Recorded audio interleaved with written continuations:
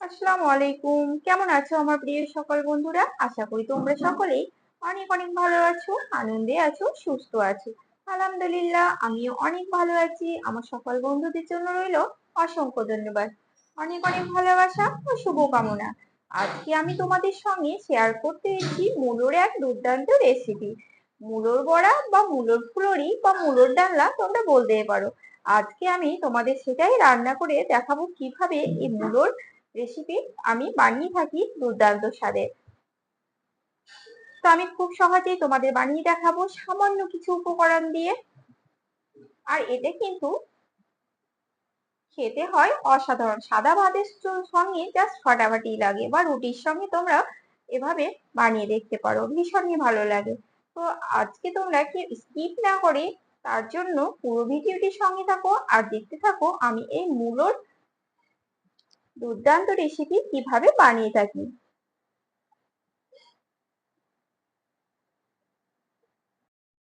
তার জন্য এখানে আমি কিছু মূলো নিয়ে নিয়েছি। আর মূলোগুলোকে দেখো আমি দুভাগ করে কেটে নিয়েছি, টুকরো করে। এখানে আমি অনেকগুলো মূলো নিয়েছি আর মূলোটাকে কিন্তু পরিষ্কার করে ধুয়ে নিয়েছি। এবারে মূলোগুলো একটু সরু সরু মিহি মিহি, কারণ হচ্ছে এটা আমার ছাদের মূলো, তার জন্য খুব একটা বেশি মোটা নয় এটা, সেই কারণে মিহি মিহি। তো এখানে আমি মূলোগুলোকে এখন আমি গ্রেট করে নেব। তো দেখো এখানে আমি এটার সাহায্যে মূলগুলোকে সবগুলোকে এভাবে কিন্তু গ্রেট করে নেব। তো দেখতেই পাচ্ছ এভাবে কিন্তু খুব সুন্দর পড়ছে, একেবারে সরু সরু দানা সুন্দরভাবে। চলো আমি তোমাদের দেখিয়ে দিই ঠিক কেমন হচ্ছে। মূলগুলো একেবারে কুচি। তো এই যে এভাবে কিন্তু পুরোটা দানা দানা হবে, আর সবগুলোকে কিন্তু এটার সাহায্যে আমি ঘষে নেব। তো সবগুলো মূলো কিন্তু আমার গ্রেট করা হয়ে গেছে।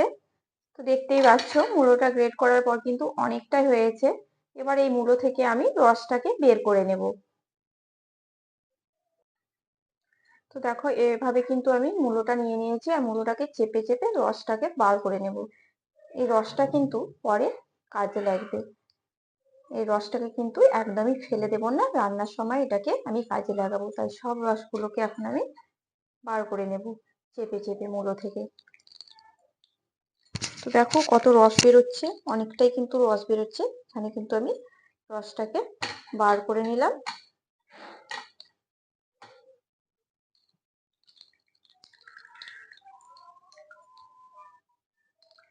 রসগুলোকে বের করে নিয়েছি। এই যে অনেকটা কিন্তু রস বেরিয়েছে, আর এখানে কিন্তু এগুলো সব শুকনো শুকনো হয়ে গেছে। তো সবগুলো মূলো কিন্তু দেখো গ্রেট করা হয়ে গেছে, এভাবে কিন্তু গ্রেট করে নিয়েছি। এবারে এর মধ্যে আমি দিয়ে দেব কিছু মশলা। তো এখানে আমি হাফ চামচা পরিমাণে আদা রসুনের পেস্ট দিয়ে দিচ্ছি। দিয়ে দেব স্বাদ মতো লবণ।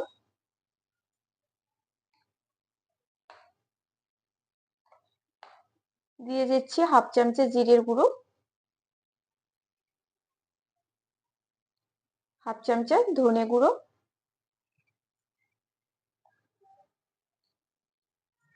আর দিয়ে দেব হাফ চামচা গরম মশলা গুঁড়ো। গরম মশলা অবশ্যই দেবে, কারণ গরম মশলাটা দিলে খুব সুন্দর ফুলুরির টেস্ট আসবে। এবারে এখানে আমি দিয়ে দেব এক চামচা বেসন। তারপর এখানে আমি দিয়ে দিচ্ছি একটা দুটো ডিম।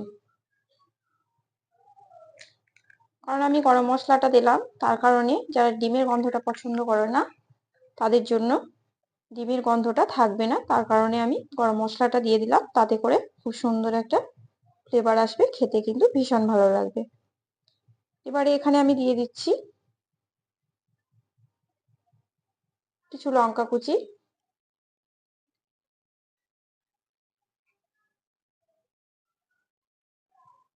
এবারে আমি সবগুলোকে একসঙ্গে মিক্স করে নেব।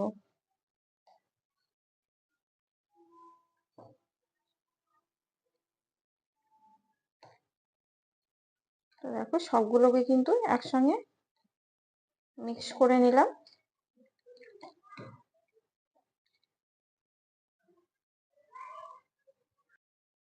এখানে আমি সামান্য পরিমাণে হলুদ দিয়ে দিচ্ছি, কারণ কালারটা সুন্দর হবে। আর দিয়ে দিলাম। তো এখানে কিন্তু বড়াগুলো ভাজার জন্য কড়াইয়ে তেল দিয়ে দিয়েছি। এখন আমি বড়াগুলোকে ভেজে নেব। এখানে এটাকে মূলোটাকে ঠিক বড়ার শেপে দিয়ে দেব, গোল গোল করে, আর বড়ার মতো করে দিয়ে এটাকে ভেজে নেব। এটা ফুলুরি বা বড়া, তোমাদের যা খুশি তোমরা বলতে পারো। তো দেখো এটাকে কিন্তু আমি একটুখানি গোল গোল, ঠিক নয়, এটাকে গোল চারটা সাইজ করে মানে বড়ার আকারে ছেড়ে দিচ্ছি। বড়ার আকারে সবগুলোকে ভেজে নেব একইভাবে।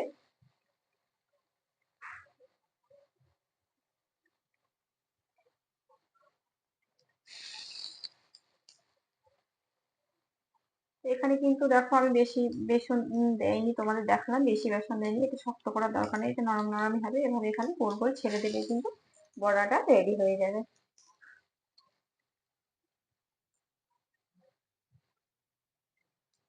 তো তোমরা এটাকে মূলোর ডালনা বা মূলোর বড়া বা মূলোর ফুলুরি যা কিছু নাম দিতে পারো, যা কিছু বলতে পারো।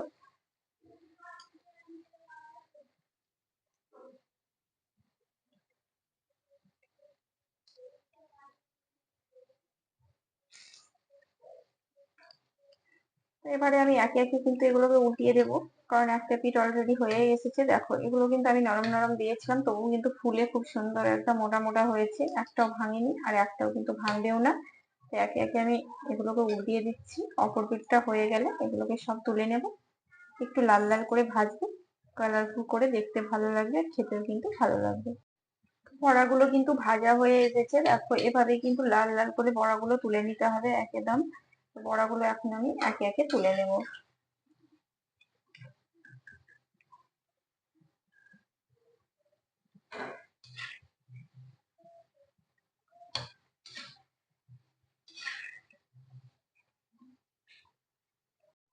তো এখানে আমি বড়া রান্নার জন্য কড়াইয়ে তেল দিয়ে দিয়েছি পরিমাণ মতো, আর দিয়ে দিব প্রথমে দুটো তেজপাতা। তারপর দিয়ে দেব হাফ চামচা কালো জিরে, দিয়ে দিচ্ছি হাফ চামচা গোটা জিরে। তো একটা ফোড়ন রেডি করে নেব।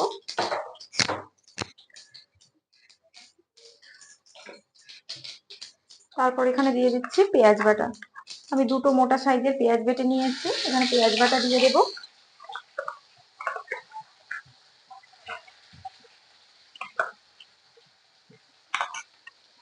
দিয়ে দিলাম পেঁয়াজ বাটা। পেঁয়াজ বাটা দেওয়া বা পেঁয়াজটাকে ভালোভাবে কষিয়ে নিতে হবে, ভেজে নিতে হবে।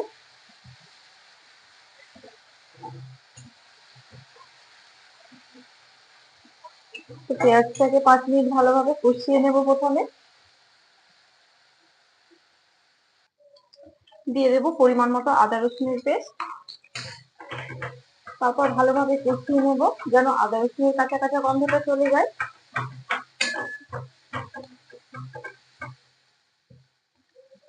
আদা রসুন দেওয়ার পরে ভালোভাবে কষানো হয়ে গেছে। এখানে আমি ছোট সাইজের একটা টমেটো কুচি নিয়েছি, টমেটো কুচি দিয়ে দিলাম।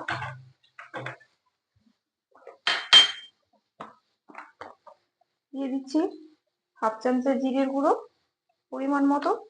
এখানে দিয়ে দিচ্ছি পরিমাণ মতো হাফ চামচা ধনের গুঁড়ো।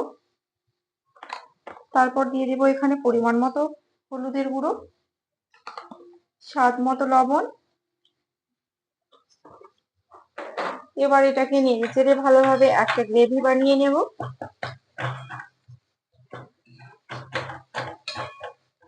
এটাকে 5 মিনিট মতো ভালোভাবে কষিয়ে নেব।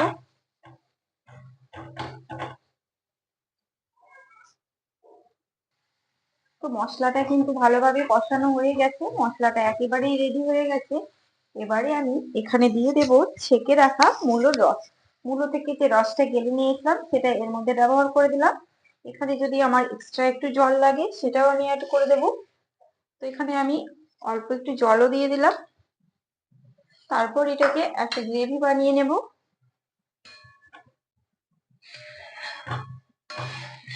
তো দেখো এটা কিন্তু ঝোলের মতো হয়ে আছে, এখন এটা থকথকে হবে। এখন আমি এর মধ্যে দিয়ে দিচ্ছি ভেজে রাখা সেই বড়াগুলোকে।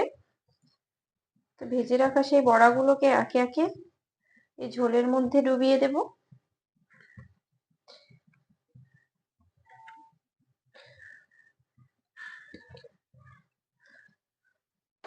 ঝোলের মধ্যে বড়াগুলোকে দিয়ে দিলাম, তারপরে এগুলোকে ভালোভাবে দেখো ঝোলের মধ্যে ডুবিয়ে দিচ্ছি।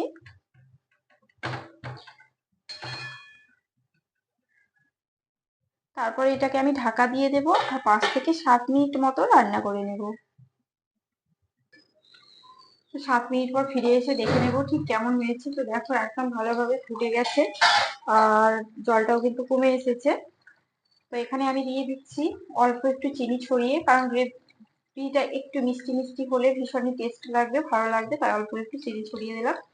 আর দিয়ে দেব 1 চামচা গুঁড়ো গরম মশলা। গুঁড়ো গরম মশলাটা অবশ্যই দেবে, তাতে করে ভীষণ ভালো লাগবে, টেস্টটা কিন্তু দারুণই আসে গরম মশলা দিলে। তো দিয়ে দিলাম 1 চামচা গরম মশলা আর দিয়ে দেব ধনেপাতা কুচি।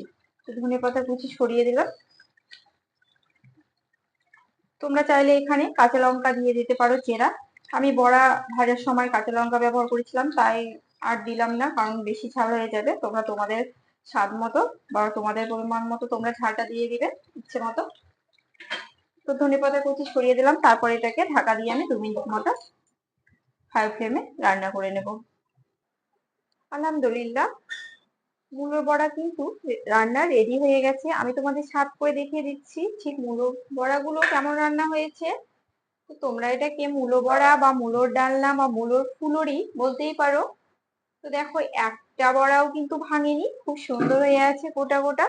মাশাআল্লাহ, দেখতে কিন্তু ভীষণই সুন্দর হয়েছে বড়াগুলো, খেতে কিন্তু ততটাই লোভনীয় হয়। তোমরা মূলো খেয়ে একঘেয়েমি হয়ে থাকলে এভাবে অবশ্যই একবার মূলো বড়া রান্না করে দেখতে পারো। মাশাআল্লাহ, দারুণই লাগবে খেতে। তো আমি বলবো অবশ্যই একবার এই মূলোর বড়া বা মূলোর ডালনা অবশ্যই ট্রাই করে দেখবে। তো আমি তোমাদের খুব সহজেই বানিয়ে দেখালাম মূলোর বড়া বা মূলোর ফুলুরি। তো আমার আজকের রেসিপিটি কেমন লাগলো তোমরা কিন্তু কমেন্ট বক্সে অবশ্যই জানাতে ভুলো না। আর ভালো লাগলে আমার চ্যানেলটিকে ছোট্ট একটি লাইক, শেয়ার, কমেন্ট ও সাবস্ক্রাইব করে আমার পাশে থেকো। সবাই অনেক অনেক ভালো থেকো, সুস্থ থেকো। দেখা হচ্ছে তোমাদের সঙ্গে নেক্সট রেসিপিতে। আল্লাহ হাফিজ।